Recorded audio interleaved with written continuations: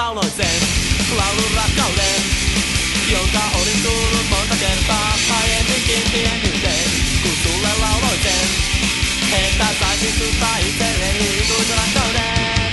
Minä voin